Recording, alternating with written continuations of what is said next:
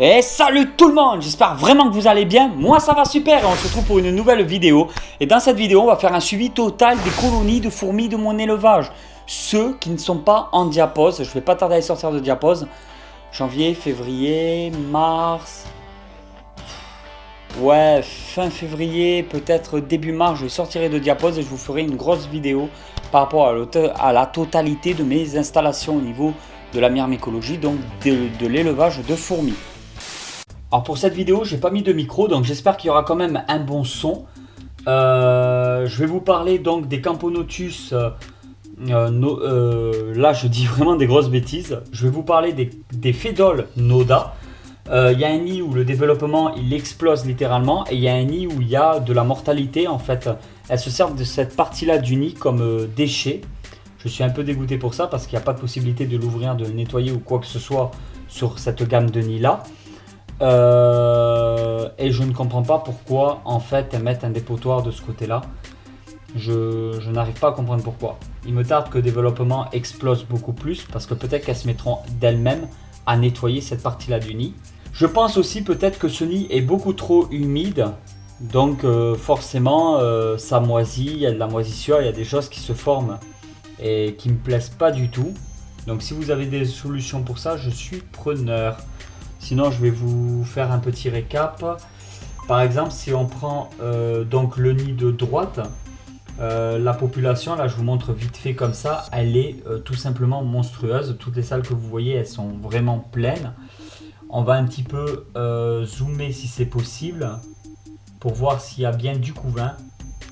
Et comme vous pouvez le voir, il y a des grappes d'œufs, des larves, du couvain, des nymphes, voilà, tout ce qu'il faut dans toutes ces salles. Alors j'avais que ça comme lumière, une vieille lampe torche où les piles fatiguent vraiment beaucoup. Je n'ai pas retrouvé ma lampe frontale par exemple. Putain, j'espère vraiment que la qualité ça va donner. Que vous m'en voudrez pas trop. Là il y a des énormes majors comparés avec la taille d'une ouvrière. En plus, j'ai une caméra qui a du mal à faire la mise au point. Là, par exemple, je crois qu'il y a des grappes d'œufs, des larves de plusieurs stades et quelques nymphes.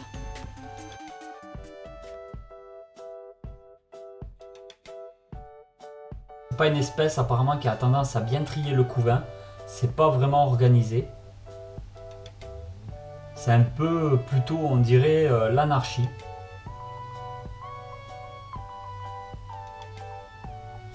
Encore des reines un peu partout. Alors j'ai assisté à plusieurs essaimages, mais jamais j'ai vu d'accouplement entre les mâles et les femelles. Donc est-ce que vraiment toutes les reines que j'ai sans les ailes sont fécondées, ou est-ce qu'elles font aussi le rôle d'ouvrière et en fin de compte elles ne sont pas fécondées?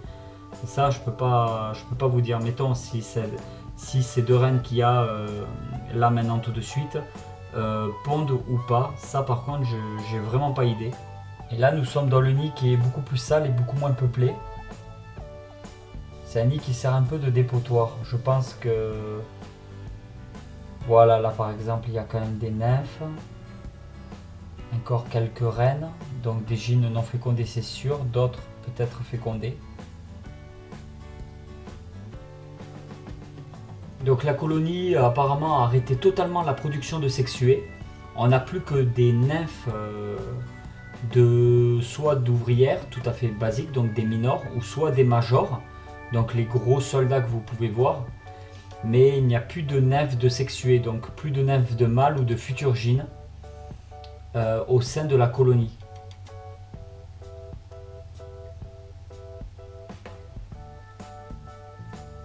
Rien d'extraordinaire jusqu'à présent pour cette colonie là. Bon, je viens de donner de l'eau et du miel au Camponotus nicobarensis.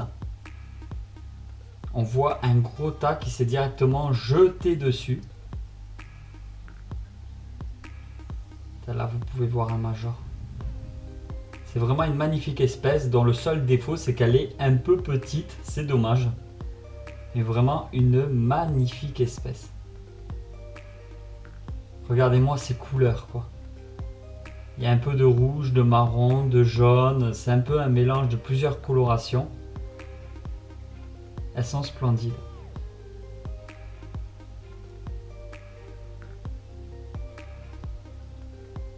Bon, par contre, très peu de couverts recensés. Il n'y a vraiment rien d'extraordinaire sur cette colonie actuellement. Avec l'hiver, tout le monde est en pause et au niveau des vidéos, je suis un peu dégoûté. Il me tarde vraiment le printemps, que les températures remontent bien, que les saisons soient finies, que tout explose. Là, je pense que je passerai même peut-être à 2 vidéos par semaine pendant une certaine période, tellement j'aurai de choses à dire sur les fourmis.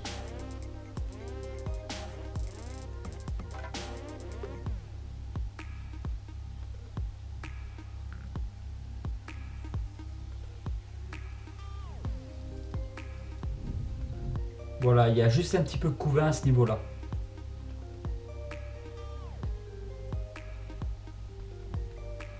Rien de faramineux. Petit major qui vient de passer. Vraiment très joli. L'abreuvoir des Messor Barbarus, dès qu'on met un peu d'eau ou de liquide, et ben voilà ce qui se passe. C'est juste énorme. Même si je mets de l'eau dans les réserves des nids, elles ont vraiment besoin d'eau pour créer le pain à fourmis.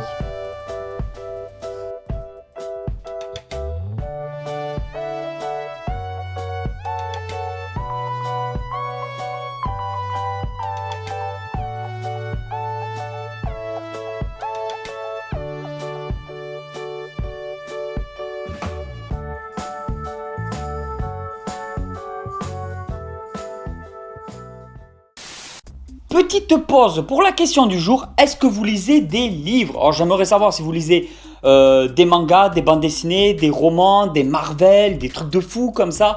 J'aimerais savoir, je lis de plus en plus de livres, notamment à ma pause quand je travaille. Voilà, je mange, je lis un petit peu quelques livres. Et moi je suis à fond dans le donjon de Nalbug, donc c'est des bandes dessinées colorées que j'aime vraiment beaucoup. Je compte peut-être avoir donc Elf, je ne sais pas si vous connaissez, ça a l'air d'être vraiment génial, les dessins sont magnifiques, il y a des éleveurs de dragons, des trucs de fou. Il y a aussi par ceux qui ont réalisé Elf, une toute nouvelle bande dessinée qui vient de sortir qui s'appelle Orc, je crois tout simplement, quelque chose comme ça. Si vous connaissez, moi je suis curieux de savoir, est-ce que vous lisez des livres, qu'est-ce que vous lisez comme livre? Vous pouvez tout mettre en bas dans la description, dans la partie commentaires. Il me tarde de lire tous vos commentaires, de savoir un peu vos centres d'intérêt, si vous lisez des livres, quels livres vous pouvez lire. Voici ce qui reste, donc ça c'est le dépotoir qu'il y a dans la coupelle. Du coup il y en a un peu à côté, il va falloir que je vide la coupelle. Et je vais prendre un peu de ce qu'il y a à côté pour remettre dans la coupelle, en espérant qu'elles vont continuer à faire elles-mêmes le tri. Jusqu'à maintenant ça marche super bien comme vous pouvez le voir. Voilà, c'est que des détritus.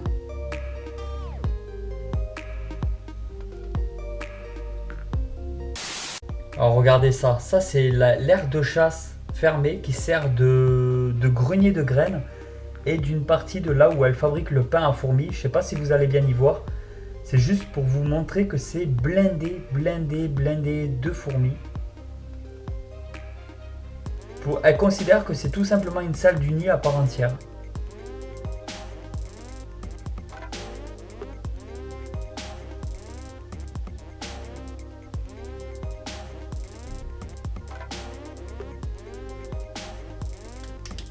On va même ouvrir là par exemple.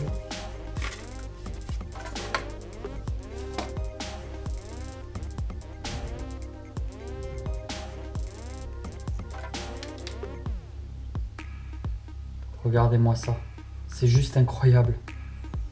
Incroyable.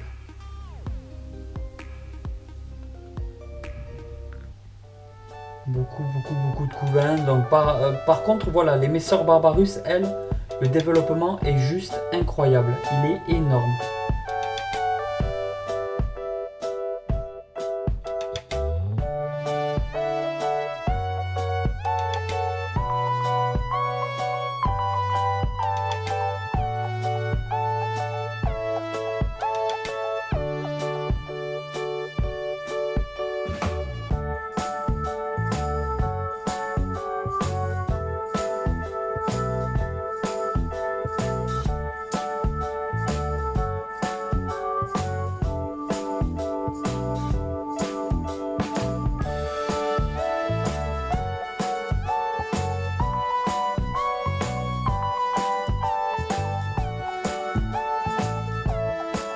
Tout est blindé, c'est un truc de fou.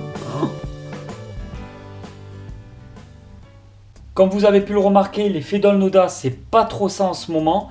Malgré qu'il y a encore du couvain et que ça se développe, la colonie, elle est pas top. Les Camponotus, Nicobarensis, pareil, elles sont actives, elles sont magnifiques, il n'y a pas de mortalité, mais par contre derrière, il n'y a pas un gros développement. Je mets tout ça sur l'hiver, par contre au printemps, si ça ne se booste pas, je remettrai en cause mes conditions d'élevage. Par contre, les Messor Barbarus, elles explosent littéralement. Il va sérieusement falloir que j'agrandisse tout ça. J'ai un petit projet de nid, j'en parlerai dans une prochaine vidéo probablement. Tout n'est pas encore sûr à 100%. J'ai un ami qui travaille sur pas mal de projets en ce moment et je vous en dirai plus quand il m'autorisera à en dire un peu plus. Et voilà tout le monde, j'espère vraiment que cette vidéo vous a plu. Si cette vidéo vous a plu, vous pouvez toujours la soutenir de la façon que vous voulez le faire. Vous pouvez toujours laisser un petit commentaire en bas dans la description, je lis tous vos commentaires. Et je vous dis à très vite, je vous remercie. À très vite pour de nouvelles vidéos. Allez tout le monde, ciao ciao.